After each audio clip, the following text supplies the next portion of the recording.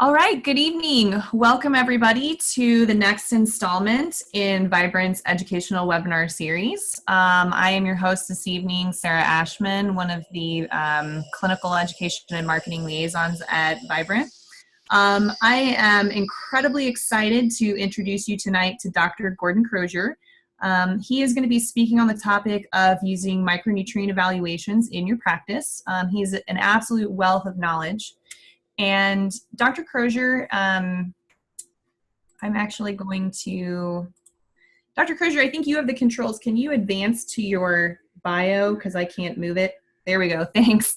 So this is a little bit about Dr. Crozier. This is his background. As you can see, he is a practicing physician in Florida and has basically a very extensive background in training both through the IFM as well as some other societies that have lent him additional expertise. And he works heavily with anti-aging, regenerative, and I believe stem cells too. Is that correct, Dr. Crozier? Correct. I did a fellowship in stem cell, and I do a lot with stem cell.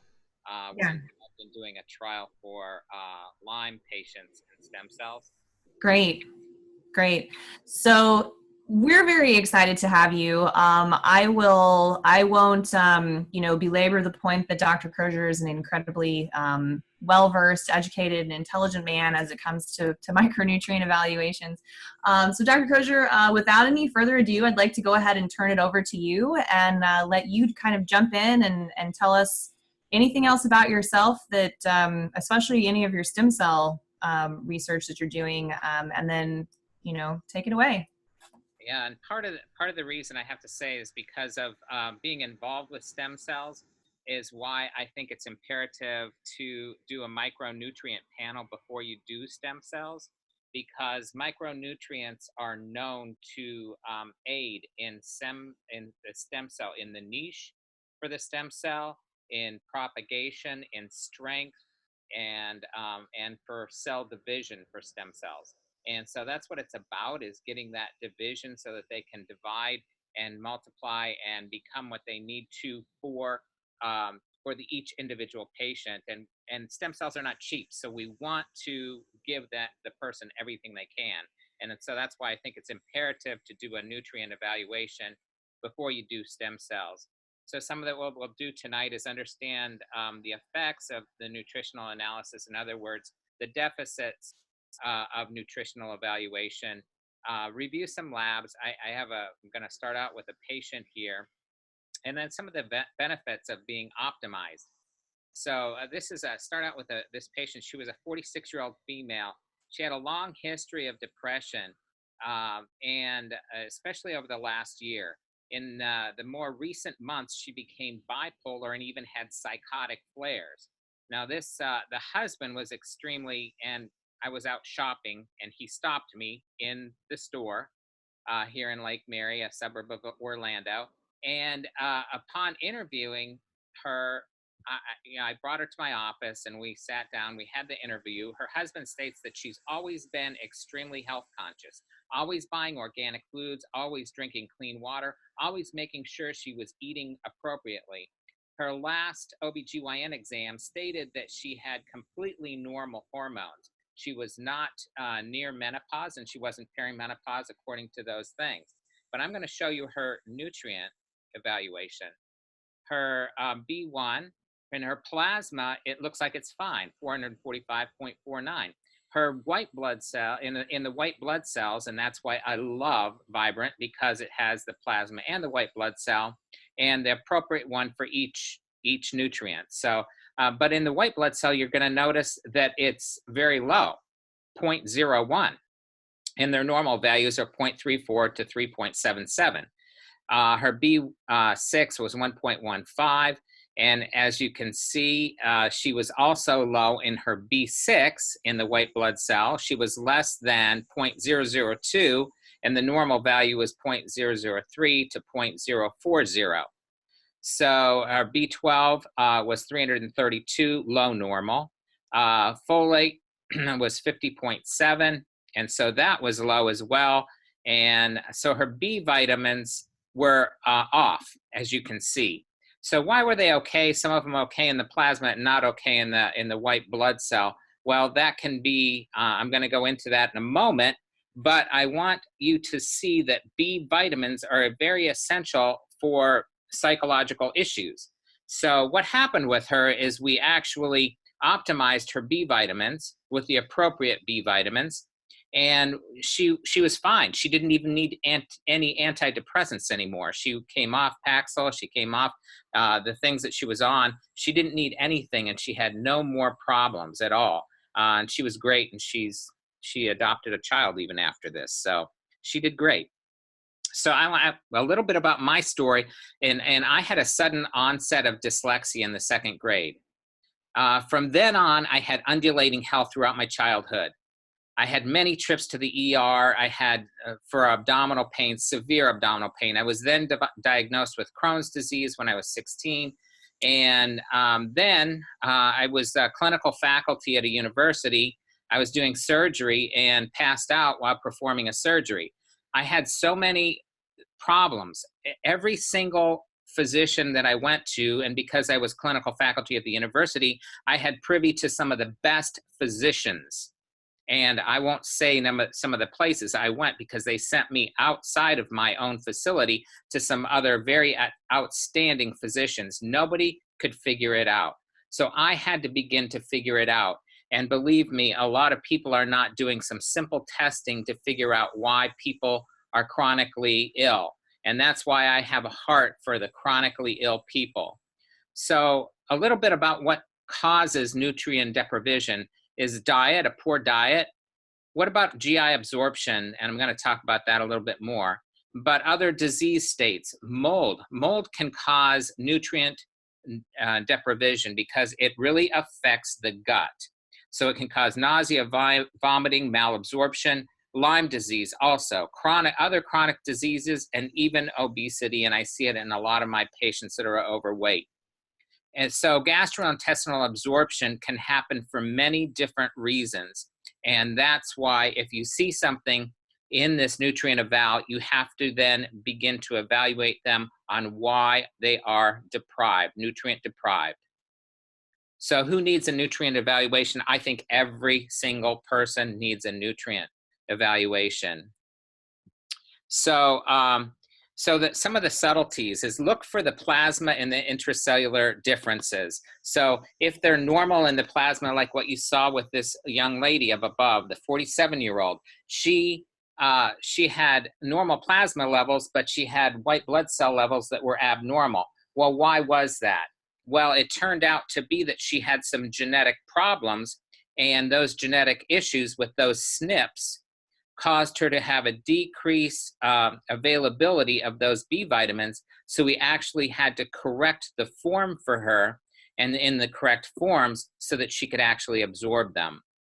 So I always like to look for inconsistencies or differences in nutritional vitamins, minerals, amino acids, antioxidants, and omegas.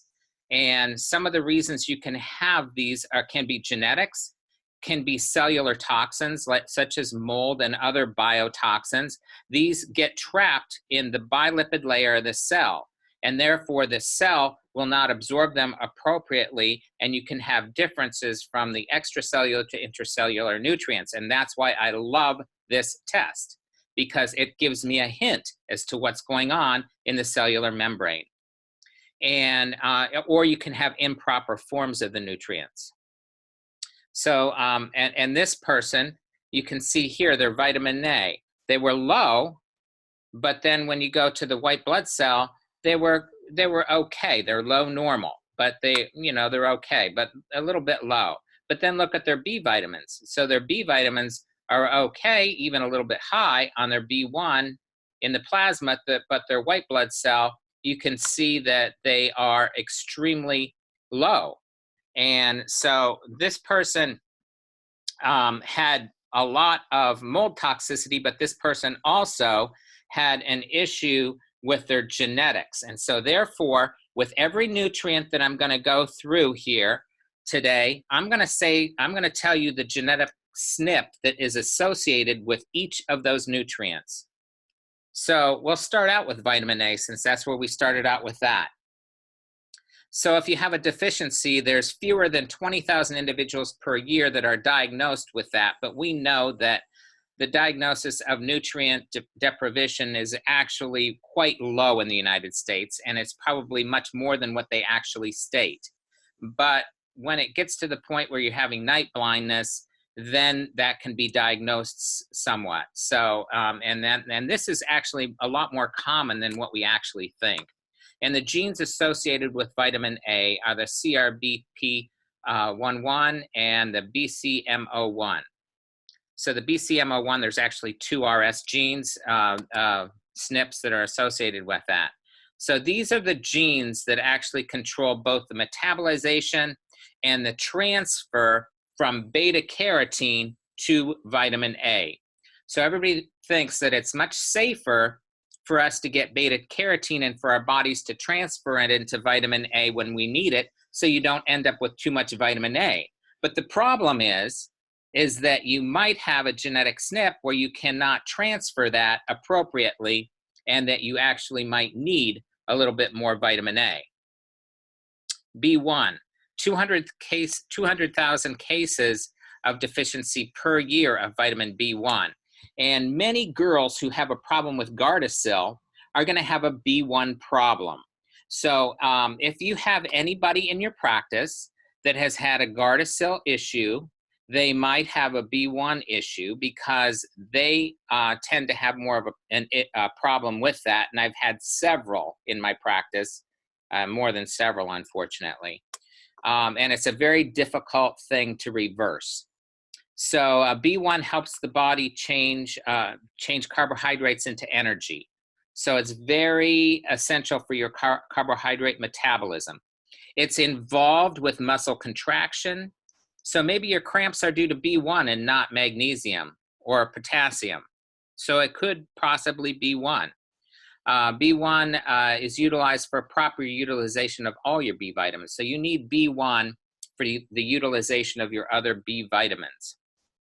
So many with chronic fatigue have a thiamine deficiency.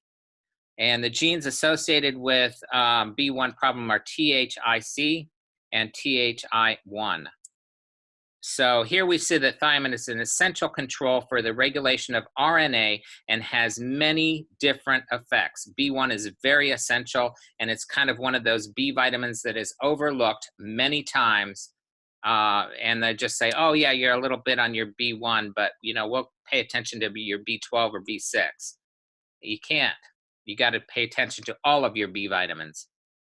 So B2 to B12. So the genes associated, B2, it's an MTHFR. It's RS1801133. B6 is the NBPF3. B12 is the FUT2s. Folate is MTHFR, C677T, and the A1298C. Now those 2 genes are genes that a lot of the cardiologists are testing for now, because we know that it's associated with cardiac disease. So a lot of people are testing for those, but they don't test for the FUTs, the FUT2s, or the B6. But they all pay attention. They all need to be optimized. You can't just optimize some B vitamins and not optimize all B vitamins. So everything is like I call it a symphony. So, or like a good jazz ensemble. I love jazz. So you have to have a balance of all the different parts of your nutrients to be in a well-balanced state.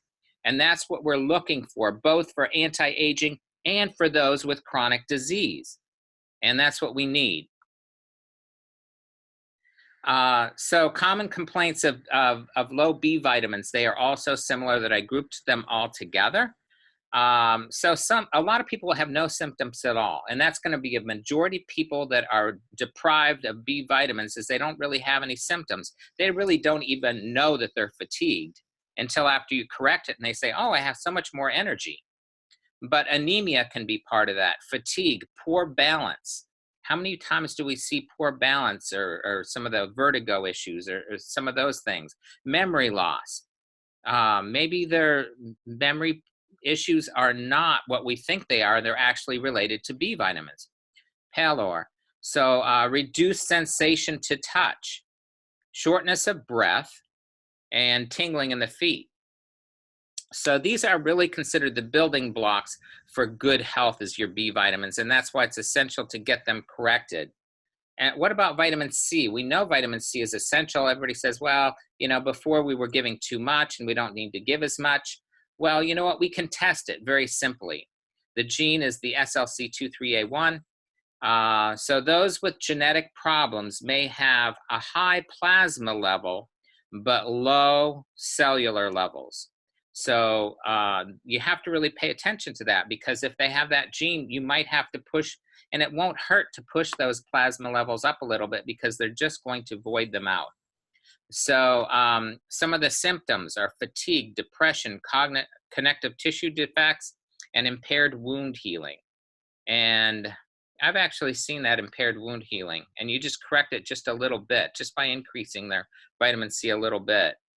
Vitamin D3, the genes, GC, VDR-BSM, VDR-TAQ. These genes can cause malabsorption or can cause overconversion of D3 to D2. So that's why it's good to look at D3 and D2. But there can be a lack of transfer to the intracellular areas. In America, we don't really see a lot of the symptoms of vitamin D3 deficiency, but most people that I see that come in and they do the nutrient evaluation, their vitamin D3 levels are almost always low, almost always. But, and a lot of people come in complaining of sleep disorder. Well, maybe one of the first things to correct is your vitamin D3. Because vitamin D3 is not going to just be for sleep, but you know, we know, and studies have shown that it actually helps to hold back those people from cancers. So they did a study on 70,000 nurses. They took these nurses, the women that were optimized at a value of around 70, that was on a traditional blood test. They noticed that they had a lot less breast cancer than the other women, and they had a lot less infections and missed less work. So some of the other problems are things that we see from vitamin D is muscle weakness, bone pain, constant respiratory problems, a sweaty head. And you know what? We've seen that in a lot of people, and we just dismiss it a lot of times. Depression, infertility, chronic infections, cardiovascular disease, psoriasis. And I've seen a lot of younger children with different skin problems that when they're optimized with their vitamin D3, they can absolutely avert their skin issues. Chronic pain, tiredness, hypertension, cranky moods, and kidney disease. Vitamin E, the gene is the TTPA. And this gene actually provides instructions for making the alpha tocotrienol. And it helps with cell preventing damage in the brain and in the liver. So this was according to the NIH Genetic Home Reference. And I've been doing some things with the National Institute of Health. So I kind of like a lot of what they do, and not that they're perfect in everything. Nobody is. But they did something with ataxia, and they found out that it was very common for a vitamin E deficiency in ataxia. And so a lot of people are deprived of their vitamin E's. But other symptoms that can happen from that is peripheral neuropathy, hemolytic anemia, heart disease, eye disorders, mental function problems, and weakness. K1 and K2, these are really important, and I think they're important to be in balance. So the gene is the VKORC1, and this converts vitamin K into its different forms. That's what this gene does. So if you have adequate K1 but inadequate K2, you can kind of change this by optimizing K2. So you could have a problem in the conversion of your K1 to K2. And these are actually located on chromosome 16, not that that really makes any difference. but vitamin K1 is primarily for blood clotting, but K2 works with your vitamin D and with calcium, and it moves these things into the bone. It also will help a lot in those young women beginning to have varicose veins at a very young age. Look for their K2 because it might be a problem. I have a lot of people with mitochondrial dysfunction. So K2 is one of those things that you like to make sure that they have adequate forms of, because in a lot of the chronic diseases, they're left with mitochondrial dysfunction. And we see that a lot with a lot of Lyme patients and a lot of mold patients. They're left with mitochondrial problems. Calcium. Well, there's not a direct gene with calcium, but there's a gene VDR, which is actually vitamin D. The vitamin D actually is controlling one of the strongest genes that is helping to control the calcium. And so that's why they say the VDR gene is with the calcium. Now, later you will see that there's specific nutrients that actually control genes. And I'll go into that a little bit when we get to those nutrients, because nutrients that control genes are very imperative to have them corrected. And I should say SNPs. Symptoms of low calcium: heart contraction, muscle weakness, osteoporosis, high blood pressure. So some of the benefits are your bones, your heart, your muscles, your nerves. And it helps prevent complications from diabetes, and it may lower your blood pressure. Manganese. Manganese is a deficiency that I am seeing more all the time, more frequent than what I ever thought would be out there. And the gene associated with this is SLC39814. So this gene can flip, and it can be either for helping to create homeostasis. If you have an abnormality with it, it may disrupt the manganese. Very interesting, though, is individuals with the PARK9, they can highly overreact to manganese, and so you want to make sure that you don't have too high or too much manganese in those people, and those are people primarily with movement disorders such like Parkinson's. So in a Parkinson's patient, I always want to make sure that the manganese is not too high, and that I'm not adding extra manganese in when I do IV drips or I do other things, because these Parkinson's patients, this will exacerbate, if they happen to have this gene, will exacerbate their movement disorders. So some of the benefits: it supports bone health. It's needed for antioxidant and enzymatic functions. Enzymatic functions is very critical for that. It fights damage from diabetes. Its lung support helps a lot of people with PMS. And when you have tried everything else for PMS and nothing is working for these individuals, try some manganese. It helps with weight loss. It's kind of one of those really cool things. And so, and it actually can help with some of the appetite too. So it's a very good thing to look for. Copper. So most of us already know Wilson's disease associated with copper. That's the ATP7B. There are other malfunctions or mutations that are affecting copper metabolism. And by some individuals, they were called the toxic milk. It's not actually real gene, but it's called toxic milk. So some of the symptoms of copper deficiency would be fatigue, arthritis, osteoporosis, paleness, low body temperature. So everybody always figures that low body temperature is almost always associated with a thyroid problem, but not necessarily. If you look at a nutrient and people are having a hard time keeping their temperature up, it could be a copper problem. And I can give you a personal story about this. So when I was looking outside of the box for my own health, and I was being treated somewhere, they kept having me take my body temperature. It was always low. So he says, "Oh, we've got to start you on thyroid medication." Started me on thyroid medication. And, my body temperature was still low, kept pushing up, because my body temperature was low, kept pushing up my thyroid. Well, that wasn't a thyroid issue at all. It was a copper issue. And so it was never, it wasn't that at all. Later on, I was given something else that can actually burn out your thyroid in extremely high quantities, and that's what happened to me. And so then I had to be on thyroid. But so you have to be very careful in what we're looking at, and be cognizant that there's always other things that could be causing the same issue. That's why I like to look in multiple directions. Anemia, brittle bones, and frequent illness. Frequent illness. There's so many things associated with that. Uncover all the rocks for your patient. Uncover them all. Chromium. We all know that chromium is so essential. And, right now we're looking at the chromium because of the regulation, the glucose to insulin ratios and all of that.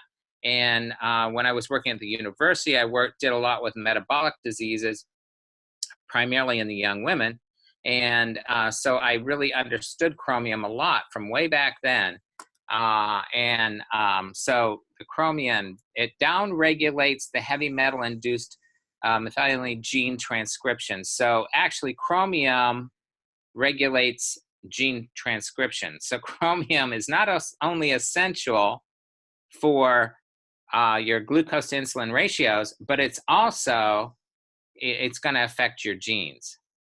So the MYF1 target gene.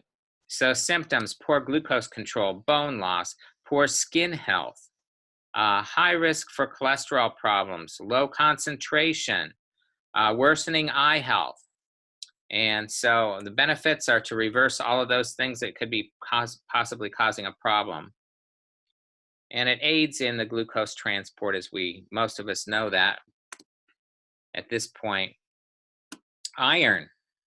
Iron also regulates some genes. Kind of interesting, isn't it? So a lot of people don't think of iron as regulating some of the genes, but it does regulate some gene expressions, the SMAD 1, 5, and 8. And so these actually help to regulate the hemosiderin pathway. So, like chromium, iron affects genes. And some of the symptoms of iron: pale complexion, white lips and gums, fatigue, unexplained anxiety. Another one with anxiety. Look at how many people are suffering from anxiety today, and they automatically go on anti-anxiolytics. And the problem with that is, I think that we haven't really uncovered some of the root causes for these people's problem, and we are doing a disservice for a lot of them. Irregular heartbeat, heavy menstrual flow, frequent headaches, sore swollen tongue, restless leg syndrome, and hair loss. Magnesium. Believe it or not, I'm finding people with low magnesium. As many people are taking magnesium, there's still people with low magnesium. And it probably has to do with the type or the quantity that they're taking, that it's not quite the proper thing. But the gene associated with it is the TRPM6. So this transfers the absorption of magnesium from the intestinal tract to the kidneys. And so it really has a lot to do at the tight junctions of the intestinal tract. And these proteins actually help with the absorption of, these genes actually help with the absorption of magnesium. Some of the symptoms are hearing, weak bones, migraines, fatigue, eye twitches, development of tumors. I actually had a woman with this who had 6 different surgeries for different tumors developing in different areas of her body.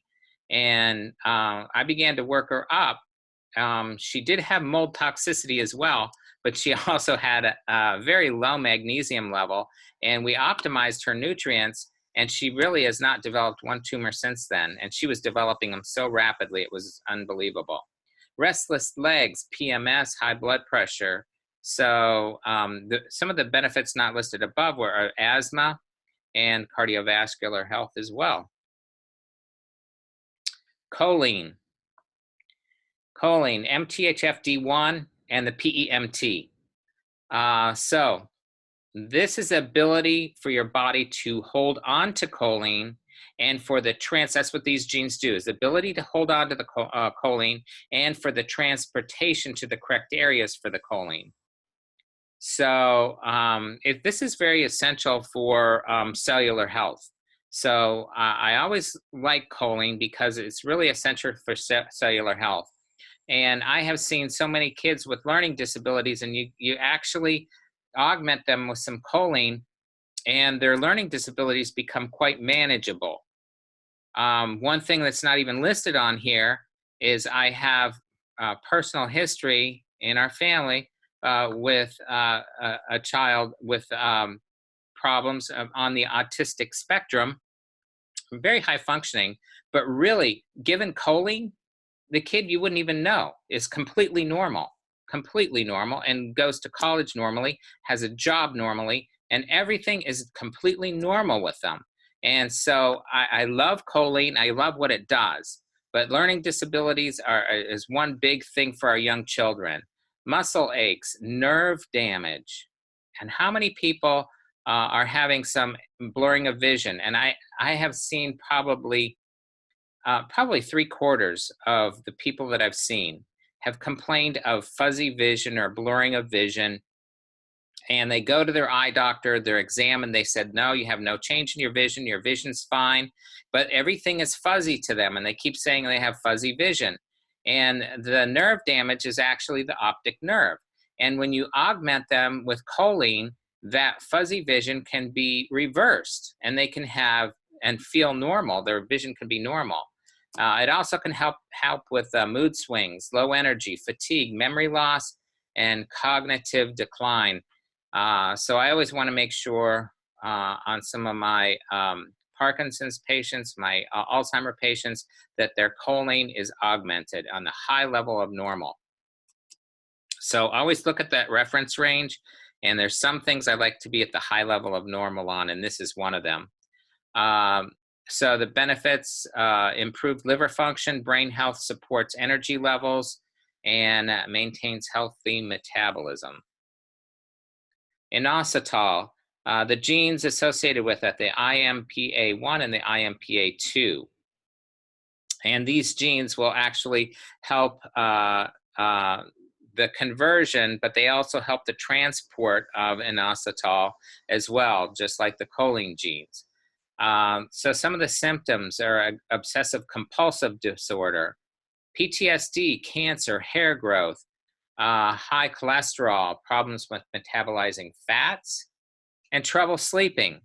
So how many people are trying to have better sleep, but their sleep is not improving, and you have them on melatonin, you have them on 5-HTP, you have them on GABA, you have them on all these different things trying to help them with their sleep, but we haven't looked at their inositol. And if their inositol is improved, their sleeping will be have a benefit.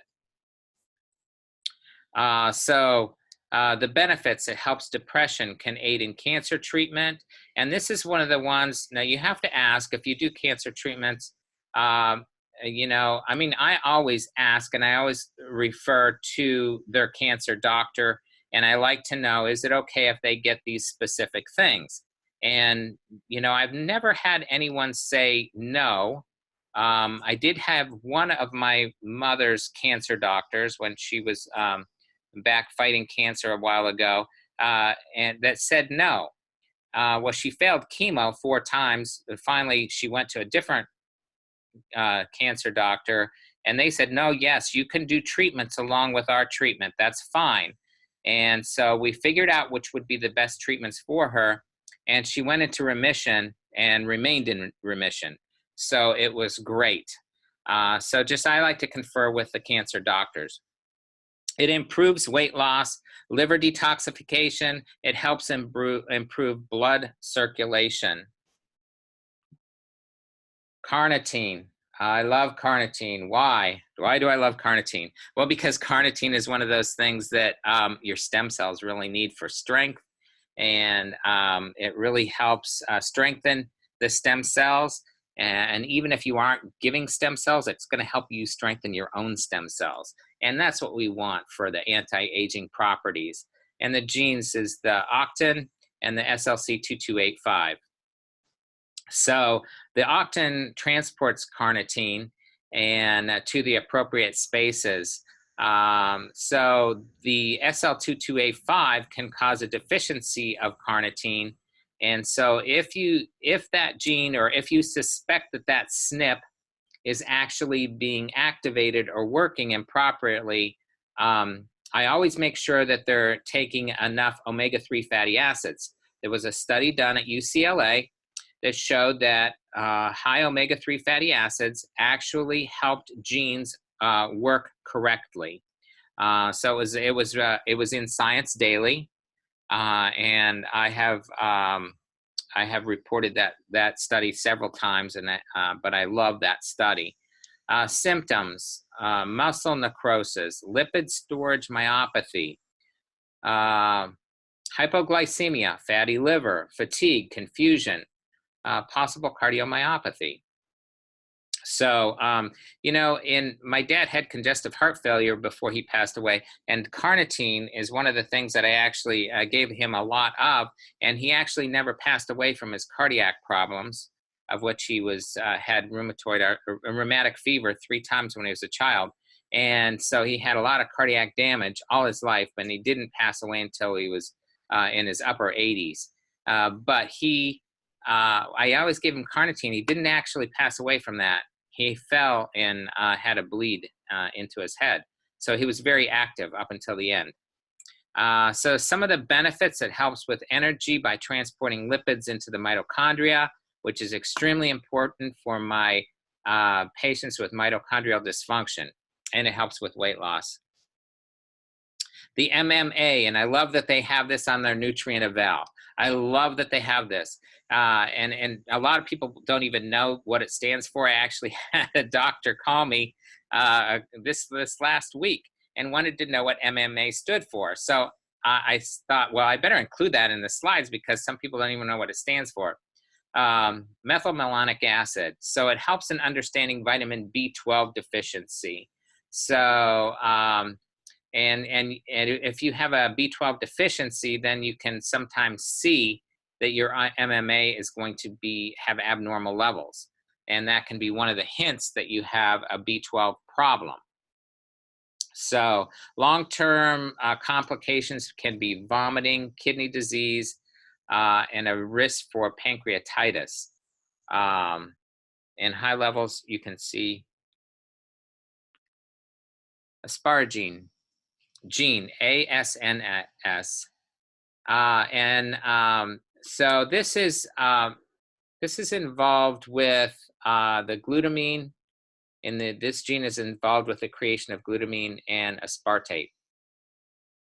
So we don't see a lot of these deficiencies, but in early childhood is extremely rare, but it can cause microcephaly. In adulthood, this deficiency would be poor metabolism and fatigue.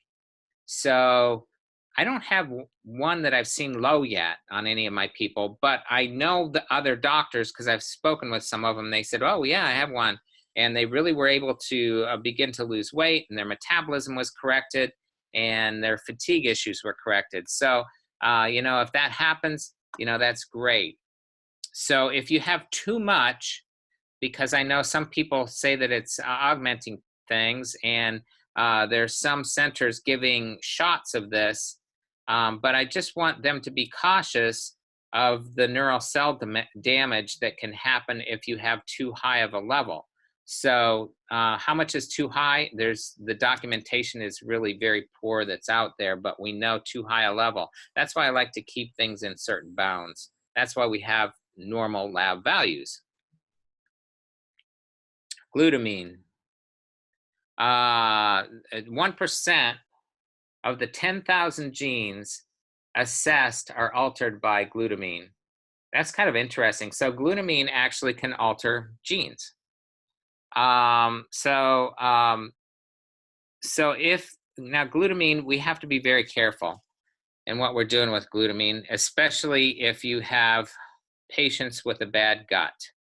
So that's why I always, in my nutrient evals, I always like to also get a wheat zoomer and a gut zoomer and know those things, because if you had a bad gut, you might absorb more glutamine than what you think, and it can transfer over, and it can increase anxiety if it gets too high. So low can cause too much anxiety, but too high can cause anxiety. So that's a big thing with that. If it's too low, sugar cravings, alcohol cravings, constipation and or diarrhea, low muscle mass, poor wound healing, slow recovery from workouts. And I know, because I have a lot of people from CrossFit that I go to. Yes, at 60, I go to CrossFit. But I have a lot of people from there that are saying, I just can't recover from their workouts. And so we add a little bit of glutamine, but I don't want to get it too high. So too high can cause brain cell death, actually, because the glutamine can convert over to glutamate. Nausea, vomiting, joint pain, skin rash, dry mouth, nose, increased sweating. So just make sure you balance correctly with this. People want to use a lot of this to heal the gut, but it could become an issue. Serine, PRSS16. And so this gene actually has to do with the production of and the transport of. And so how you're converting different things into your serine, and how serine is being metabolized, is controlled a lot by this gene. So some of the symptoms that you could have is neurometabolic syndrome. It plays an important role in multiple cellular reactions, not just a few, but a lot. And can actually help with seizures. So if you have this, a person with seizures, just make sure that you're augmenting them. It may help with ALS, helps with chronic fatigue, helps with sleep, reduces seizures, may aid in the reduction of Alzheimer's, may help with blood flow to the brain. So there's a combination of different things with herbs that a lot of people are giving for the blood flow to the brain. Improves Huntington's. Benefits the skin, helps fibromyalgia, and a lot of fibromyalgia patients. You wouldn't believe the number of fibromyalgia patients I see with a low serine. It's probably 90% of them. Depression, and it helps anxiety. Coenzyme Q10. So there's 13 different genes that contribute to the biochemical reactions and utilization of CoQ10. It's amazing how some of these nutrients have so many genes associated with them, and others don't have as many. But, we don't know everything yet, and they're still learning more. Even though we have all the genes mapped out, we still are learning a whole lot of all these SNPs. So some of the symptoms are fatigue, muscle weakness, high blood pressure, chest pain, heart failure, seizures. Benefits cardiac function. It will boost energy unbelievably for some people. Other people don't notice anything because they probably don't need any boosting. Helps with cognitive function, fights free radical damage, so we all need that. Healthy vision, and improves oral health. Cysteine, the CTH. This is your ability to create cysteine. And this is kind of a strange gene. It works kind of alone by itself. This SNP works totally independent. But cysteine is important because cysteine is the rate-limiting ability for you to create your own glutathione. So there are 3 amino acids in the production for glutathione: glutamine, glycine, and cysteine. And so these are kind of those are kind of the things that you need, but it's always the rate limiting thing has always been cysteine, and that was found out by Dr. Herbert Nagasawa. And so cysteine is extremely important. Some of the symptoms for a low cysteine are apathy, loss of pigmentation, edema, premature graying of hair, muscle loss, skin lesions, weakness. So the benefits, antioxidant properties, increases male fertility. And I have seen that firsthand with some of my patients, that it was the male that was the big problem for their fertility, and increased their cysteine, and wow, they were able to have children. Balances blood sugars, supports digestive health, helps psychiatric disorders, and increases glutathione levels. Your own natural glutathione. It's better to have your own natural. So glutathione. Now, one thing you have to make sure of is glutathione is a very transient. It goes up and down very rapidly. So if you eat something right before you have this blood draw for your micronutrient evaluation, your glutathione could actually be low, but you might actually not really be that low. You could walk from your car into the facility to have your blood draw.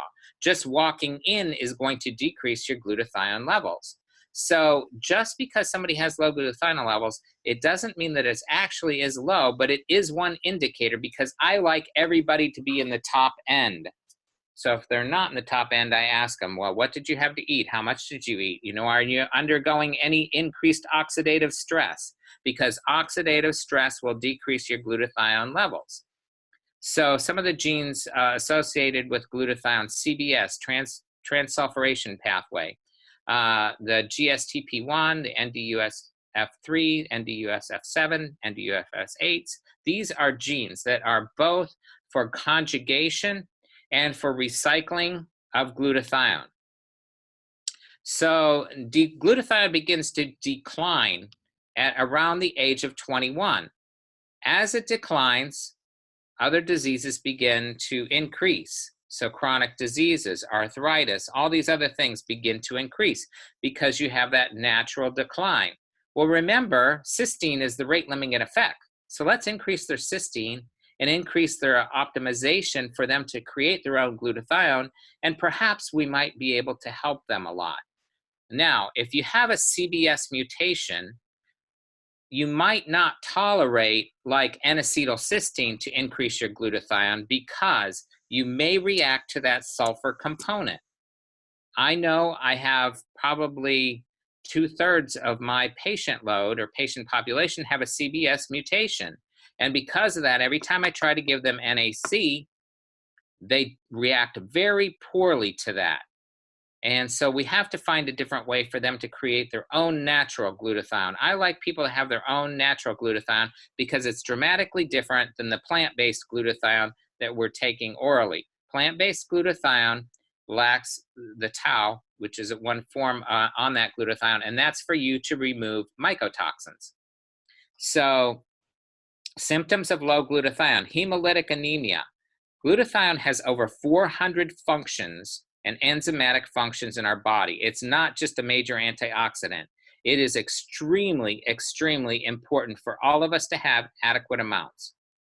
Metabolic acidosis increases oxidative stress, accumulation of toxins, cell mutations. Oh gosh, cell mutations. So we have to make sure that we aren't causing that to happen. So we want to make sure we have adequate amount of glutathione. Reduces supply of oxygen to the cell, causes cell death. It causes apoptosis of bad cells. That's what it does. And without glutathione, we're going to die within 2 minutes. So you're going to die without glutathione because you need it, because of what it does for transport of oxygen to the cells. So any state is going to benefit from adequate glutathione. Selenium. So the genes that actually control glutathione peroxidase actually have a great impact on selenium as well. So sometimes if there is a mutation with some of those genes, you can actually have a high selenium.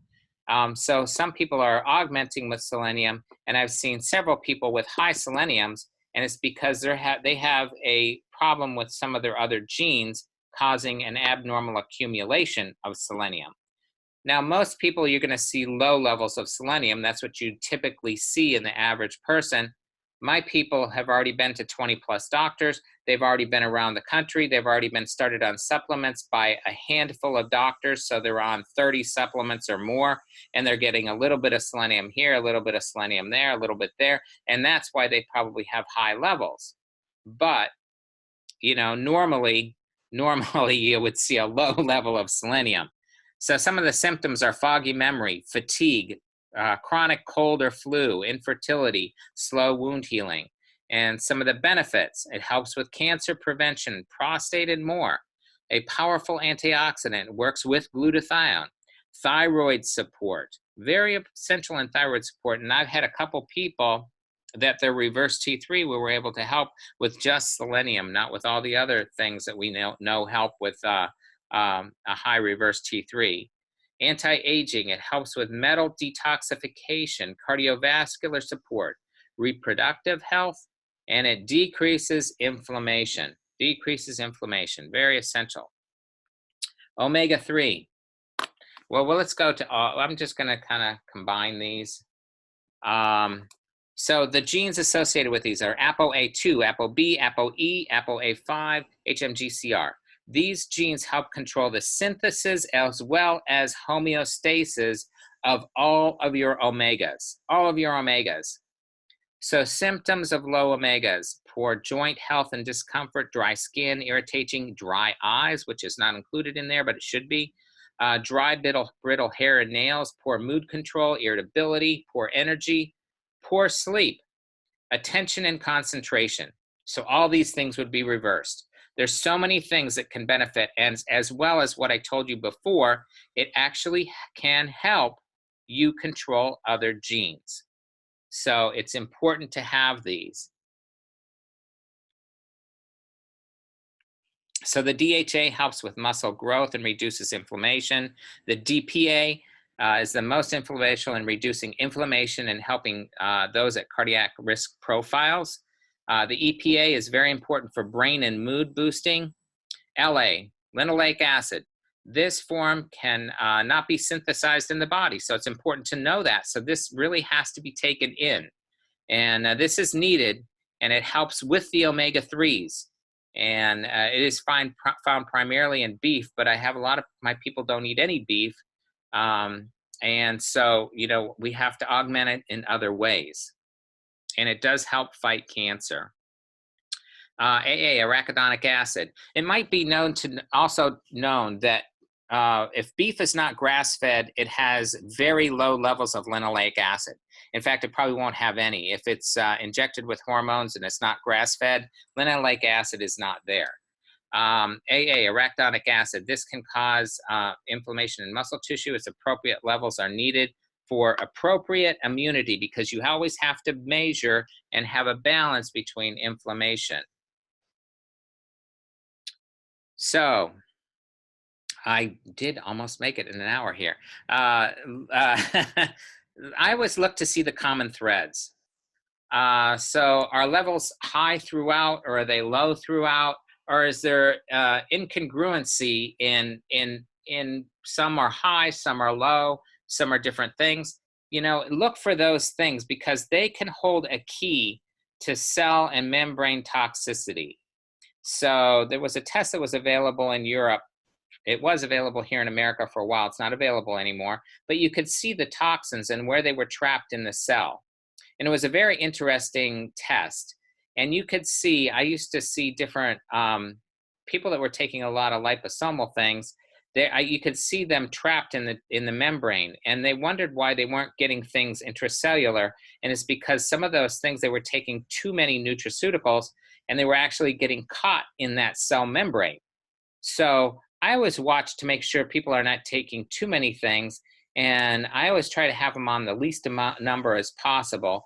But, you know, just look for these things. There can be other toxins that can be associated, heavy metals, mycotoxins, other biotoxins, viral loads. They all can get stuck in these different membranes, and they can cause a disproportionate amount from the plasma to the white blood cell or the RBC.